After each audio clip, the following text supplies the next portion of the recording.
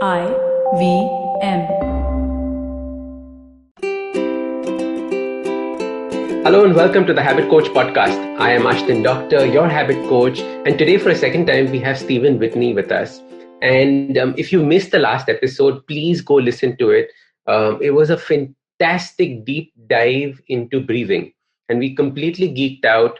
It was a nice long episode, longer than you guys are used to on the Habit Coach podcast, but I think it's worth a listen to. So please listen to that. And today, as you know, on our Thursday episodes, we talk about celebrating our rock bottoms because all of us go through rock bottoms. It's a part of life. Everyone has these moments when they're just completely down and out and they feel like everything has gone away, but I believe that this is the time where we should celebrate because there's only one direction that we can go, which is up. And that is actually the power of rock bottoms. And if we learn from people how they've dealt with rock bottoms, and you realize that you're not alone in this journey, there is an opportunity to grow from this and get out of this rock bottom faster. So, which is why on the Habit Coach podcast, we celebrate our rock bottoms. And Steven has so graciously, offered to share his story and the way that he's done this. And I think it's a fantastic story. So you guys are gonna enjoy this episode. Steven, welcome to the Habit Coach podcast for a second time. Thank you so much again, brother. Really appreciated the last meeting, and I'm looking forward to this as well because it hits so close to home. And I have so much respect for you in the fact that you take the approach of celebrating these rock bottoms. So I really appreciate your take and approach on this. Thank you. So Steven, when I say rock bottom, what does it mean to you? Rock bottom is, I think the terminology is perfect. It's the point where you feel like you have nothing left. All energy has been dispersed. All happiness has been drained. The ship has set sail and there's no returning. There's no coming back. And this is generally this rock bottom when we think it would be easier to maybe end it. And this is, in my opinion, the first rock that you hit. Not the first rock, but this is the bottom that you hit that's got a serious sharp edge where you just think there's nothing left and it's not worth sticking around. That to me is the rock bottom. Right. It is that little bit of it's the sharp edge that you rightly said. And Steven, if you can share your rock bottom story with us, how did you get into it? How do you get out of it?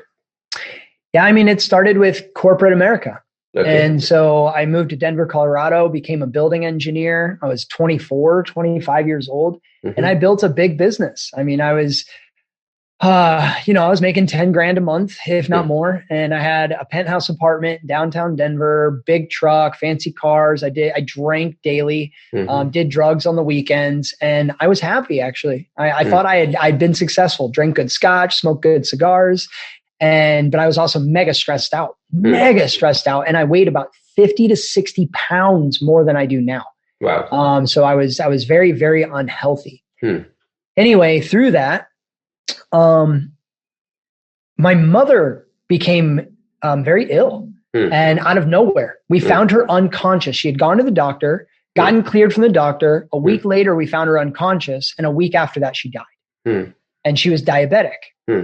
And so my mother, she was my rock. She was the pioneer. She's the one that I was diagnosed dyslexic and ADHD when I was a kid. And she's the one that fought against the schooling systems to get me additional education, help, and support, which the schooling system denied tooth and nail. But she found somebody that would help me outside of the school. And so, I mean, she was just, I love her so much. Anyway, after she died, it gave me a reason to drink even more. So now I became very deep into this low vibration, so on and so forth. A year after my mom dies, my partner has a heart attack. At this point, she's 28 years old. I'm like 28, 29 years old. And she has a heart attack. And so she decides to try and heal herself naturally. So she had to have a surgery. And she was still alive and she made it through because no one could figure out why. She was actually healthy. And I was the unhealthy one. She was healthy. And so at that point, she went to Thailand and did a 30-day yoga retreat. And I stayed in America. And it was there while she was gone that I got a DUI. and I got arrested, drinking and driving. And she calls me. I call her to tell her the news, which she said she knew because I didn't talk to her for 2 days because I was in jail, and she figured something bad had happened. And so I told her that, but she then tells me, well, I don't want to live in America anymore. I want to move to Thailand.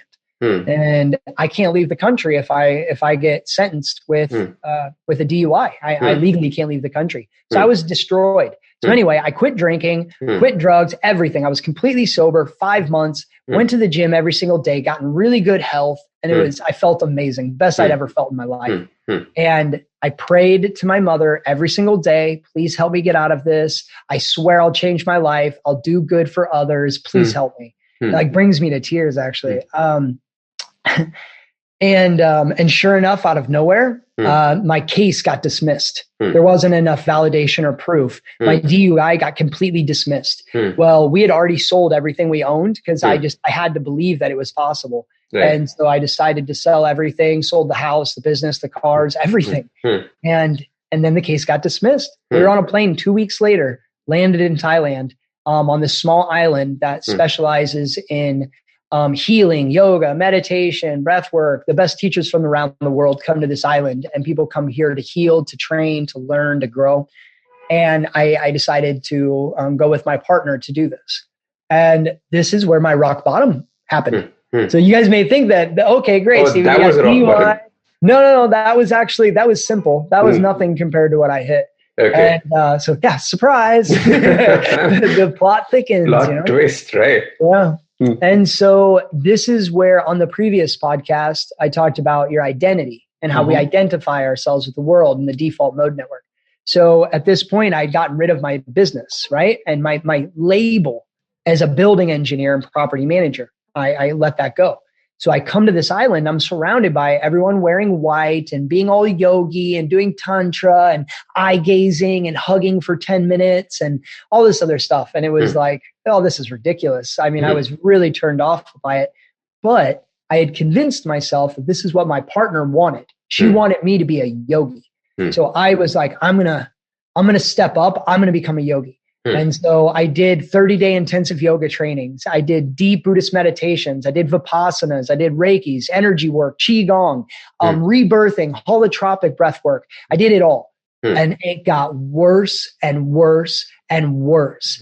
And literally for over a 6 or 7 month span, I became so deeply depressed that I was having suicidal thoughts. And so I would go for a hike and just have these flashes of walking off the edge of the cliff. When I was driving on my motorbike, I would have flashes of just turning into oncoming traffic and ending it. And it terrified me because that's not what I wanted. But my mind and my brain and my body was flashing it in front of me. And so I can really relate to people in this regard because you know how scary that is to not want that, but your body and mind chemically is saying, hey, check it out. Check it out. What happens if that flash turned into a reality? I don't have the ability to go, whoa, no. I didn't mean that. That's not what I wanted. No, as soon as it's done, it's done. And so it terrified me. And it was just getting worse. So for about 7 months, and I had tried everything. Like I said, I had tried everything and nothing was working. Everything was making everything worse. And I went to a restaurant, which ended up becoming it ended up being closed when I got there. And so we decided to leave. But right before we left, my partner said, hey, look, they're doing an event tonight. And it's called a multi-sensory meditation experience. Okay. And I was like, look, if I'm going to do multi-sensory, I want some like cannabis or some hash cookies or some psilocybin, because I'd been doing a lot of psilocybin mushroom journeys to try and heal myself and trying to, do self therapy and things like that, which actually that did help quite a bit, but it wasn't enough. And so I was like, no, I don't want to do this. I was very angry. I was kicking and screaming, get me out of here. I don't want to do this. Well, they talked me into staying. And this is where I got introduced to SOMA Breath. And so I hated breath work. I had only done rebirthing, holotropic. It was so aggressive. I hated it. I thought it was the dumbest thing ever. How could you help yourself with your breath? This is ridiculous. And, but anyway, they talked me into it. So I end up meeting the founder, and we did a 3-hour breathwork session with everyone had on wireless headphones. So we watched hypnofractals on a big screen, a group of 30 people, and we all did like a 3-hour breathwork session using SOMA Breath, listening to the music. So it was very intimate and private because you had headphones on while listening to the guided meditation. And at the end of the experience, I was blown away. I mean, literally, I was in tears. And I had not seen or felt this light that I experienced inside of this breathwork session with Neeraj, the founder of SOMA Breath, ever before in my life. And I went to him after this and I said, man, what just happened? Like, I have to tell you my story.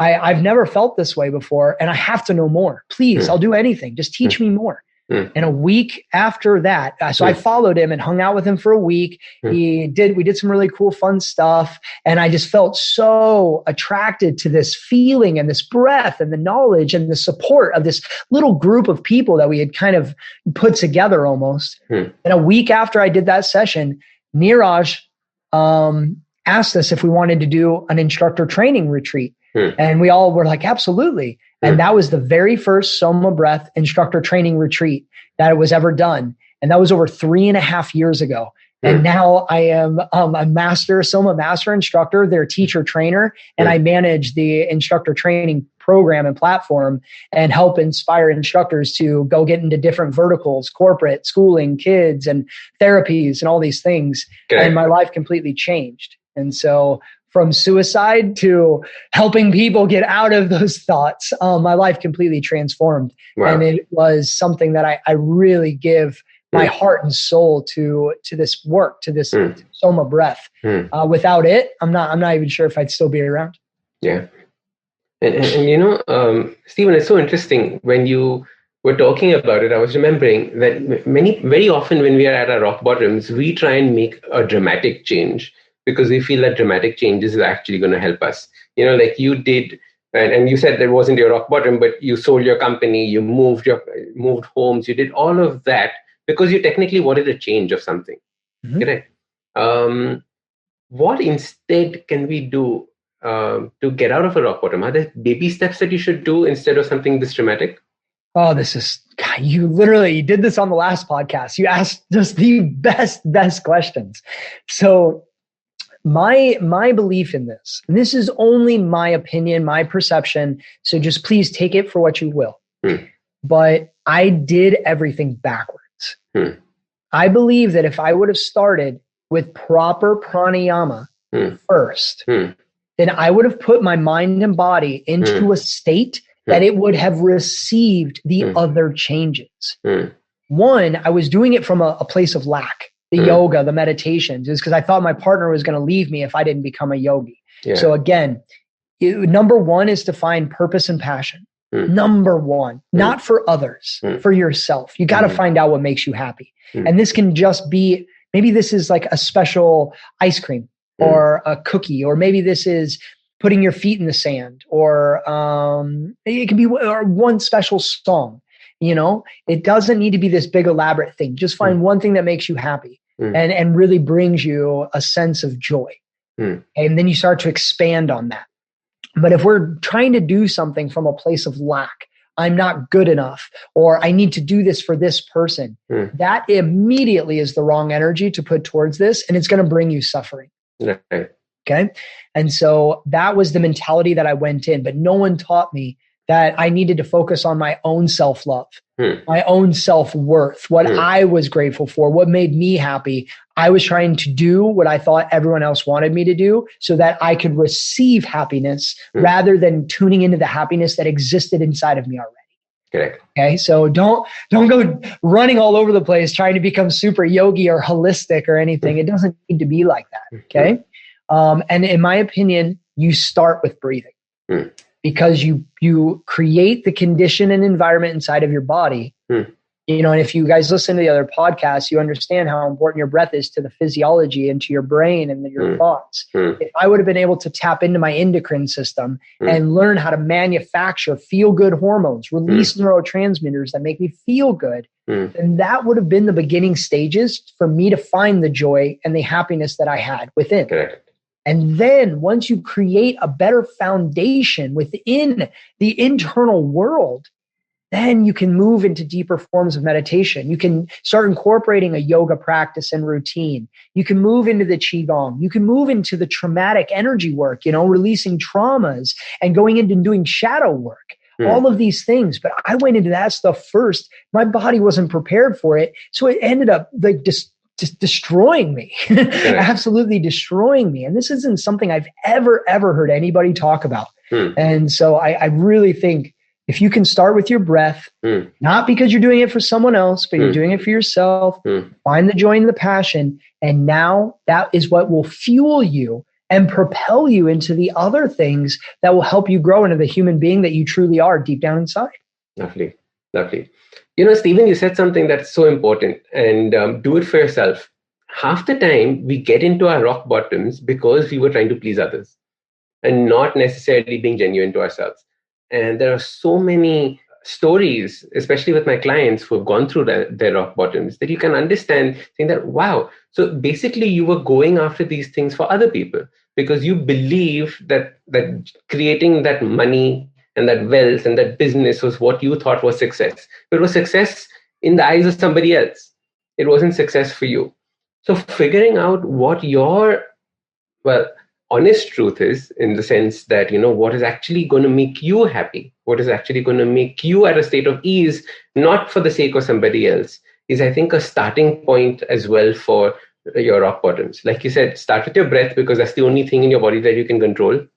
And then move to your thinking. And I think your breath actually opens up that door to thinking. Absolutely. Superb. So Steven, you said that you are going through something now as well. And how are you using the tools that you've learned so far to go through what you're going through now? Yeah, so it's been really interesting, actually, because just one more thing on the rock bottom is that you talk about celebrating your rock bottoms. And I just want to touch on that just for 1 second before we move forward, because I could never figure out quite why I became so depressed. And obviously there was the identity and all these other things that I figured out. But also what I figured out is that I believe my mother, my spirit of my mother, put me through this, or I did, or however you want to say or call it, so that I could actually learn from experience. A lot of people teach from reading from a book, a magazine. They're coached by somebody else.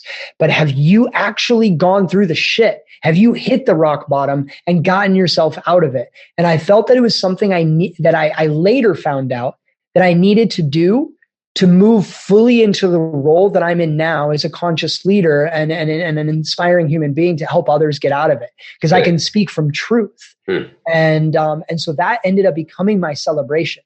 That's how I ended up celebrating. So anyone that may be going through it, maybe it's actually happening to move you forward, to help you to learn from something so you can help somebody else. And just that little thought process can bring in a sense of inspiration rather than destruction.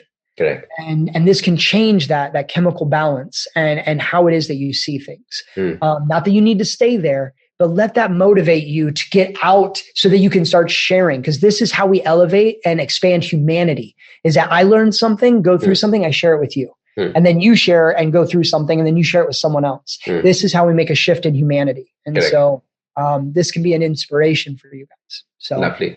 Anyway, so yeah, recently, and this happens to me like once or twice a year, that I'll go through a lot of emotional turbulence. And I think a part of it is just kind of a reminder. It's almost grounding for me. It's a reminder of where I've been, where I've come, and to stay humble and to always remember, that these tools, yes, I use them all the time, but it's important that we use them when we need. It's not like cancel them out. And so I went through an emotional turbulence over the last month, and I won't go into the details of necessarily why, but dealing with some, people that are very close to me and a little bit of separations and things like that. And I didn't think anything would, it wasn't that big of a deal. It was a gift. It was beautiful. then all of a sudden, all this pain came up, all this anguish. I'm not good enough. And then a few mistakes that I'm making at work and that are not a big deal at all, but they're becoming amplified. And so I am thinking it's the worst thing to ever happen to me and to, the instructors or the people that I'm dealing with, when actually it's absolutely far from that. So what I'm doing is I'm starting to watch myself project into a false reality and future. And I'm creating stories. Okay, this is a huge red flag for me. This means that I am not in my own flow and headspace. I'm being influenced by my external environment and the projections of what I think is wrong or what I think is going to happen. And those are not true. I'm not in trouble. No one has yelled at me. I have not failed anybody. But because of this rising of emotions, which I haven't had to deal with, I've been very joyful and happy for, the last year and a half. And so this knocked me off my pedestal a little bit. And so again, this is a moment that I'm so grateful to have this conversation with you, because this is a remembrance of, oh, this is exciting. This isn't bad. This is a celebration. This is another moment to get through it. Good. And so I have this really cool trick about writing stories. And I have this in my own stress breathwork programs that I teach myself. And it's about writing stories. Okay. So another form of awareness. Am I writing a story? Yes or no? Yes. Okay. Is it my story or someone else's? This is someone else's. This is someone in my life has told me if I don't perform at absolute perfection, then I'm a failure and I will lose my job. I will fail the people around me.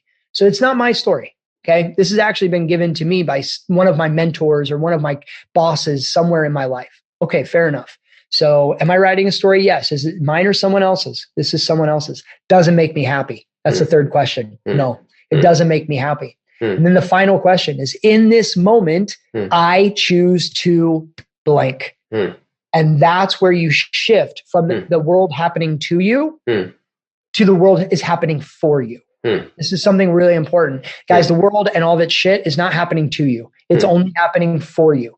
When you can view it that way, it changes the way you look at things. So in this moment, I choose to find my inspiration, to return back to the why. Why am I doing this in the first place? It's to help people reach their joy, to help them feel empowered that they can create abundant lives and be joyful and happy and expressive and vulnerable, and it's all okay. Yes. Boom. That immediately changed my internal vibration. Okay. And to tell you the truth, even this morning, I woke up with a lot of contraction and a lot of sadness. And so I got up this morning and I'm lying in bed, and all of a sudden a bunch of emotions came up. And I said, okay, let's have a cry. Like I can feel it. It wants to come out. I'm not going to suppress it. Let's have a cry. So I let some tears come out, and I felt a bit better. I got into the shower, and then I started singing this song in my head. And it reminded me of, some negative situations that had come up recently. And I started bawling in the shower, like a child, like bawling. But I've learned that it's so important to let that energy move. Okay. So we're taught, this is another thing that's really important, guys, is how your association with your emotions. So we see sadness, that you cry. Anger, you put your fists up and you fight. Okay. So you got sadness, crying, anger, fighting. If you're fearful, you hide, or you get away. It doesn't need to be this way.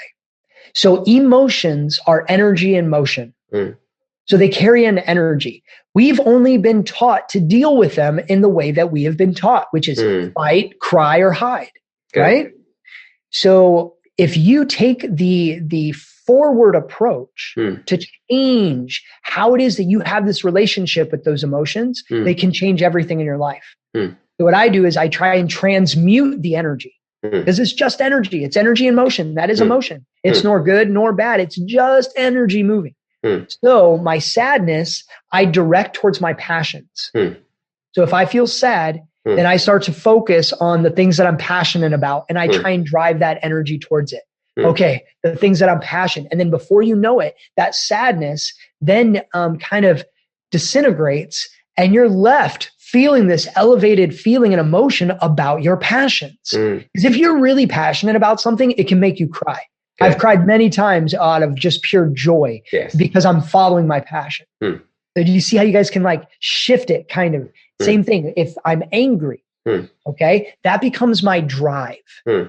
So that anger, I don't clench my fist. I don't do this. I don't do that. I focus on what is the next steps and moves that I want to take in my business, my life, and my coaching. And then boom, I start to use that energy to that fighting energy to be like, yes, I'm going to do it. I can do it. Yes. And before you know it, you've shifted the whole thing. You know what I mean? And same thing with the fear. Your fear, you can transmute into your motivation. Correct. And the more you can reassociate that feeling, say, okay, I feel fearful right now. That means I probably should go do this. Now, not always. There are times that you feel fearful and you should not do those things. That's your intuition. But you guys have to decipher where to draw that line. But a lot of time, the fear is from conditioning, and that's holding you back from doing what you really want. So again, using the fear to propel you into the motivation to go do those things because you know it's actually in your best interest. Yes. And reflecting over the last 2-3 weeks, my breathing practice has gone down quite a bit. And so this was another form of realization. And so what I did is I plugged breathwork routines back into my daily, like 2-3 times a day, to start elevating my frequency and my vibration, let that energy move through me and receive back to that flow state that I know that I can be in and stay in. So again, this is a moment to celebrate. It's calling me forward to step into my power and to not just be floating by thinking that life is always about rainbows and sunshine.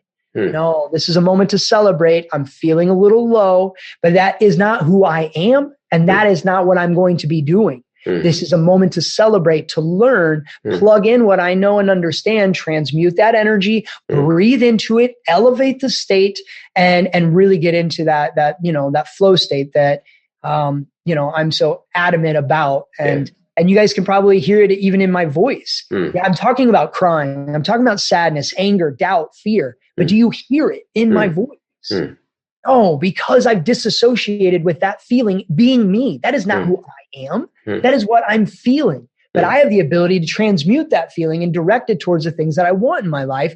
And that's the difference between me 4 years ago, 5 years ago, and Steven Whitney now. Is that now I know how to navigate and deal with it, even though it's hard, but I know how to deal with that. And so this is something that, I'm actually very grateful to be going through.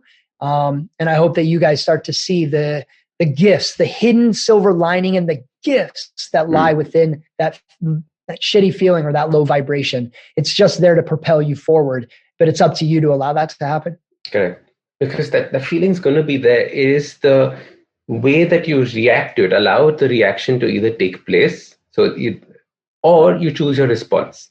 And what you're saying is that having the ability and learning that you can choose a response makes a big difference. Otherwise, it can take you down this rabbit hole of feeling sad for yourself, or you can actually move it to saying there is change in the air. And I think that whole idea of there's change in the air, it's exciting. That's the best part of it. Yeah, absolutely. Superb. Absolutely. Steven, this was fantastic. Thank you so much for sharing your story with us. I hope people have taken out these nuggets. Start small. Start with just your breathing. Focus on that so you can focus on your thoughts, because the thoughts are then going to translate into actions eventually, right? Don't try and just say, I'm going to make a big action. I'm going to shave my hair. I'm going to do this. I'm going to do that, right? Start small. Start with your breathing. Figure yourself out. Don't do it for somebody else. Do it for yourself. I think if you take these big learnings from today's conversations, the rock bottom is going to be something to propel yourself off. Love it. And most people try and do these things to fix themselves. And guys, there's nothing wrong. To fix something, it means it's broken. You're not broken. And the other thing that a lot of people in the spiritual realm and doing yoga and meditation, and especially with social media, so we think we're trying to achieve pure happiness all the time. And I'm not saying that's not possible. What I'm saying is even somebody that practices pranayama for years, and I teach thousands of people around the world to reach that joy and that bliss. I mean, I'm surrounded by nothing but just beauty all the time. this doesn't mean that I don't feel turbulence. This doesn't mean that I don't have tears and get sad, or that I get frustrated, angry, or that I have doubts and worries about my future or myself. Guys, that's not the point. The point is that we create a new relationship with it. We learn to nurture it, to see it as a little baby or a child and say, oh, you're sad or you're angry. And so you become the driver of this. You see it. So talk to yourself. We think talking to ourselves is crazy. No, this is how you get outside of just being that feeling. Right. Is, hey, what are we doing here? Come on. What's going on? What makes us happy? What are we going to do here? Let's get excited. And this can change everything. So, don't make it so unattainable that you're just going to try and become this yogi monk that is in a pure state of bliss all the time. Yeah. Like you said, step by step, piece by piece. And it's really about how you learn to navigate and have a relationship with these feelings and emotions, because we live in a crazy world and crazy times. So don't try and make yourself think that you need to be this yogi that's so perfect all the freaking time. No, celebrate your mistakes, celebrate your tears, and learn to find that passion and love for yourself. And this will change your life completely just by doing that alone. I love it. Love it. Steven, how can people get in touch with you? Definitely in the SOMA Facebook group, which I highly recommend that you guys check out, because we're really supportive in that group, helping people navigate through their emotions and things like that and becoming educated. Also, my Facebook page, I'm really active on. You can find Breathe with Steve Instagram, and also my Breathe with Steve website, breathewithsteve.com. And there's a contact form inside of that. You can reach out to me. And again, guys, all these things that I've been through, these are the things that I've plugged into my teaching, into my online programs, on how to, just how to start to get yourself back into that flow state. And I only teach from experience. You'll never hear me talk or teach about something that I haven't truly gone deeply within myself. And so if you feel that you need a little bit of encouragement or support, trust me, don't ever hesitate. I'm here to support you. And we have a huge community of other like-minded people that are also here to support you along your journey. Super. Thank you. Thank you. Thank you so much. If you like this podcast, don't forget to check out other interesting podcasts on the IVM network. You can listen to us on the IVM Podcast app or ivmpodcast.com. You can also follow us on social media. We are at IVM Podcasts on Twitter and Instagram. If you want to reach out to me, I am Ashdin Doc on Twitter and Instagram. You can find lots more information on my website, awesome180.com, or check out different content on my YouTube channel called AWESOME180. That's Awesome 180. I hope you enjoyed that show. If you aren't following us on social media, please do. We're IVM Podcasts on Twitter, Facebook, and Instagram. It's been an absolutely incredible week on the network. We had so many great guests, so many great episodes. Advertising is dead. We had Faye D'Souza on. Varun took a break for 4 weeks, but what a bang he's back with. Siddharth Deshmukh celebrates the 100th episode of The Traveling Professor. It is an amazing show which I cannot say enough good things about. Please do listen to it. And a different Siddharth on the network, Siddharth Bhatia. He's just been absolutely guest after guest, right? This week, Zoya Akhtar talking about Gully Boy. I couldn't imagine a more interesting conversation. Ragini Kumar is on 2 different episodes this week. She is on Cyrus Says and she is on Edges and Sledges, both in anticipation of her new show, Zindagi Diaries. Do check out her appearance on both of those shows and her new show as well. Tanvi and Shloko, the Millennial Athlete, had a phenomenal episode with Dinesh Karthik and Abhishek Nair. Absolutely riveting stuff, talking about mentorship in many different ways. Definitely do give that a listen. And finally, I have a request to all of you. We have our listener survey going out this week. Every year we send out a listener survey at the end of the year. We're doing it again this year. And we would really appreciate your help in letting us know a little bit more about yourself. Our advertisers are really keen to find out who is listening to us and more about them. Anything that you could do is kept anonymously, and we would really appreciate your help in this. And to sweeten the pot just a little bit, we'll be giving a randomly selected group of participants in the survey some IBM swag. Last year we gave out coffee mugs. What we're going to give out this year is still a surprise. So please do help us out. Would really appreciate that. And with that, I hope to see you again next week. जिंदगी diaries के पन्नों में कुछ पुरानी यादें, समुंदर किनारे झूमते दरख्त, जवान दिल की धड़कनें और अनजान मुलाकातें हैं। तो आइए खोलिए मेरे साथ जिंदगी डायरी के पन्ने और साथ ही एक साथ खुलकर जीते हैं जिंदगी। आप सुन सकते हैं जिंदगी डायरीज IVM पॉडकास्ट ऐप या वेबसाइट पर, या जहां कहीं से भी आप अपने पॉडकास्ट सुनते हो।